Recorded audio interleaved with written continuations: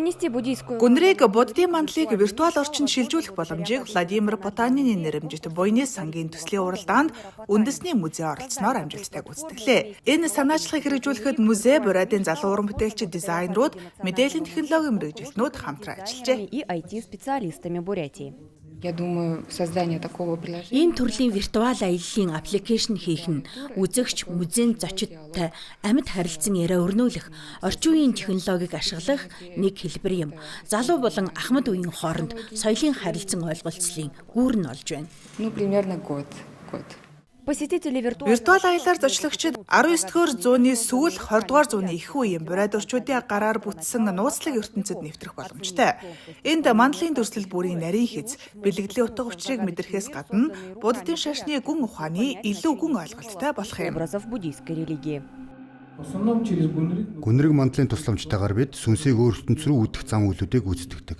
Тэнд өмнө зүг, хойд зүг рүү нэгддэг хаалгууд бий. Өмнөд хаалгаар гарвал сайн төрөл дахин төрхийг, харин хойд хаалгаар орвол дорд муу заяан төрхийг илэрхийлдэг. Ламын хэлснээр энэхүү виртуал мандал нь хүн бүрийн хувь тавилан илүү тодорхой төсөөлөхөд тусална. Аялалд Хангалвын нэрэмжит буриадын түүхийн музей 3-р давхрын мультимедиа бүсэд хамрагдаж болно. Олеся Цикина, Артем Буинов, Новости дня.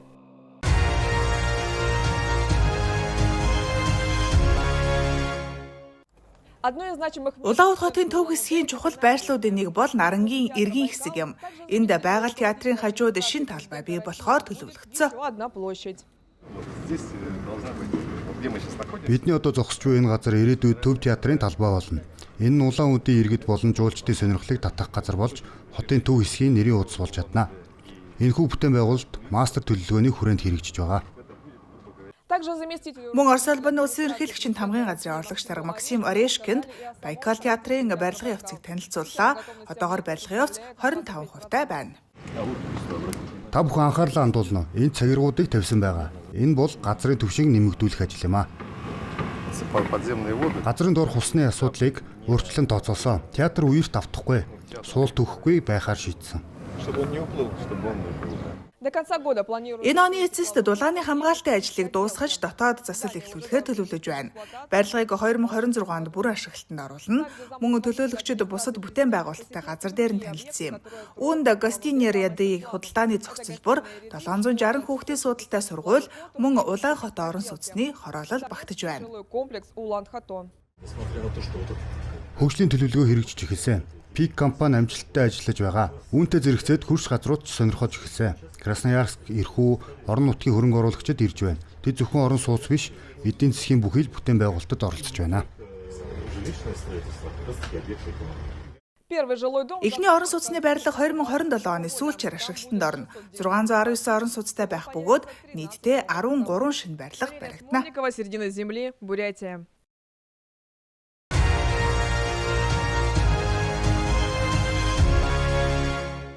Ногоон шугам аяллаа эхлэл нь уг хосгүй түүхтэй барилгын тухай хөтчийн сонирхолтой яриагаар эхэллээ. Посохын Макушин худалдаачдын байшин.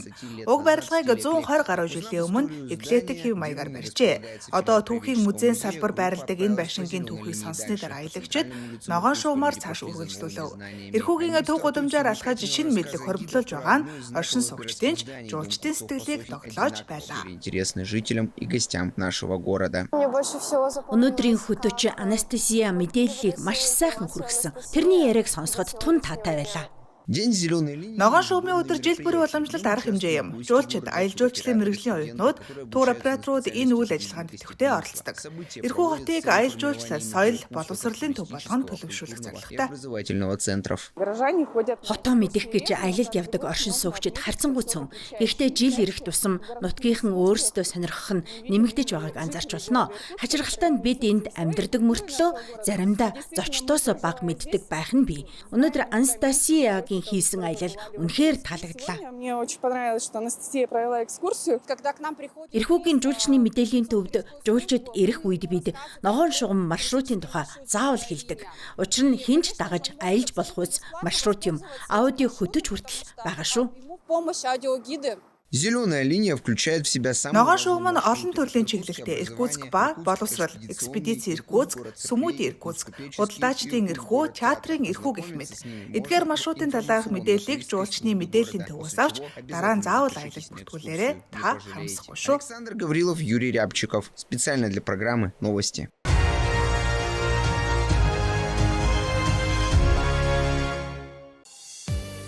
Цэвэр агаар үзүүштэй кино, өнгөө попкорн энэ бол читийн аслагдсан дүүргүүдийн оршин суугчдын зун. Өвөр байгалийн хязгаарын улсын кино компани өхөн бүрийн оролцож болох Тэнгэрийн доорх кино төслийг хэрэгжүүлж байна. Бид энэ төслийг хүмүүсийн дунд түгээмэл эрэлттэй болно гэж үзсэн. Энэ төсөл уралдаанд ялалт байгуулж бид санхүүжилтээ авсан.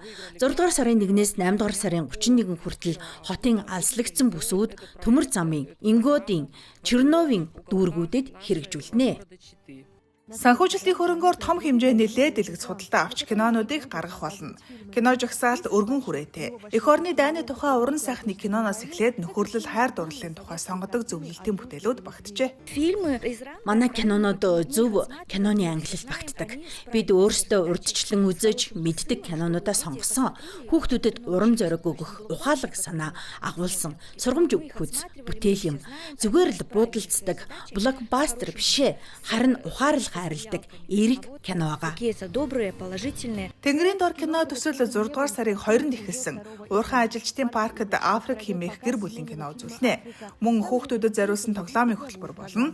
Харин 6 дугаар сарын 4-нд ЮНЕС соёл амралтын төвд, 6 дугаар сарын 6-нд Хамтын хөдөлмөр паркийн бүжгийн талбайд кино үргэлжлүүлэн гарахаар болжээ.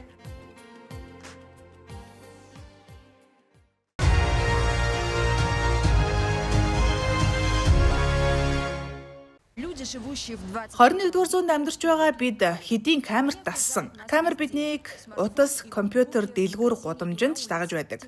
Технологийн хөгжил өдгөө хууль зөрчлийг илрүүлэх түвшинд хүрсэн. Жишээлбэл зөвшөөрөлгүй хог хаягдлын цэгийг илрүүлэхэд видео хяналт үр дүнтэй арга болж байна. свалками. Өнгөрсөн намар анхны ажлууд эхэлсэн. Хог тээврийн цэгүүдийг тодорхойлж бид өөрсдийн хүчээр камер суурилуулсан. Эдгээр камер дата карт ашигладаг. Тиймээс цахилгаан тогтвортой интернет байхад л хангалттай. Энэ онд нэмэлт цэгүүд тогтоож илүү олон камер тавихаар төлөвлөж байна. Энэ систем хэрхэн ажилладаг вэ? Төсөөлөд үзье. Би овор ихтэй хогтой хувийн бизнес эрхлэгч. Оршин суугчдын хажуугийн хогийн сав руу машинтай очиод хаялаа. Яг л баригдаагүй бол гимгүү гэдэг логик. Гэвч камер аль хэдийн миний царай машины дугаарыг бичээд авчихсан байна. Систем яг одоо шууд дамжуулж ажиллаж байна. Мөн архивыг шалгах боломжтой. Жишээ нь өнөөдрийн 13 цагийн бичлэгийг харж болно. Маш тодорхой машины дугаарт сайн харагдж байгаа.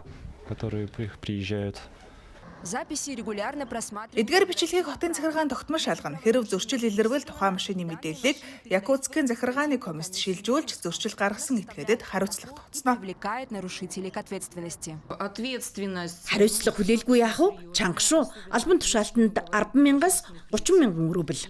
Но главное помнить. Гэхдээ хамгийн гол нь цэвэр орчин биднээс эхлэн гэдгийг санах явдал юм. Үүнээс гадна хатуу хог хаягдлыг Белюскийн замын 9-р километрт байрлах хотын хогийн цэгт үн төлбөргүй хүлээн авдаг. А элита Махно, Якутск.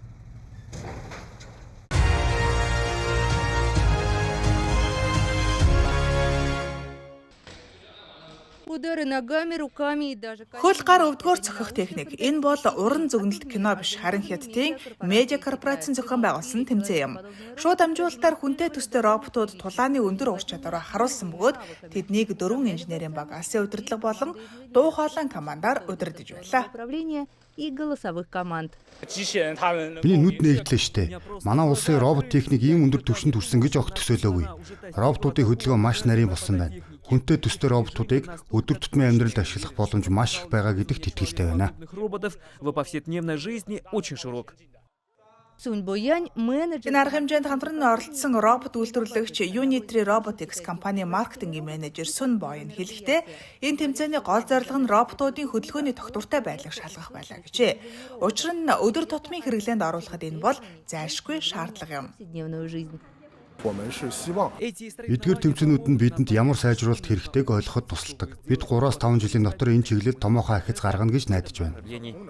Разработчикам важно Роботуудыг цохилтод төсвөртэй байлгаж тэмцэврээ хадгалах чадвартай болгох нь хөгжүүлэгчдийн хамгийн гол зорилт байв. Тэмцээний өмнө багууд нарийн бэлтгэл хийсэн байна. Бид тулаанд хэрэгтэй бүх төрлийн хөдөлгөөнийг боловсруулсан бөгөөд тус бүрийг оновчтой болгох шаардлагатай байсан. Роботууд уналтад төсвөртэй байсныг та бүхэн харсан байхаа.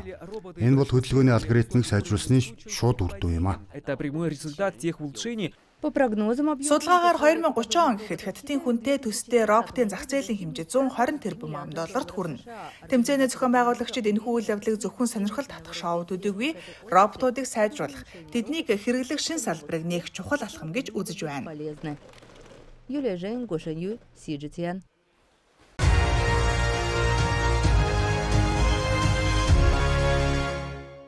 Передача Лего блокоор хийсэн түлхүүрийг хүлээлгэн өгөх ёслол нь дэлхийн хамгийн том Legoland парк шин шатанда орж байгааг бэлэгдэж байна. 3.5 жилийн бүтээн байгуулалт дуусаж, одоо туршилтын ашиглалт эхэлж байна. пробной эксплуатации. Энэ парк бол зөвхөн дэлхийн хэмжээний жишиг төдийгүй хятадын чанар шинжлэлийн оюуны бэлтгэл юм а. На шанхайский Шанхайн Legoland паркын бүтээн байгуулалтанд нийт 85 сая Lego блокоор хийцгээсэн.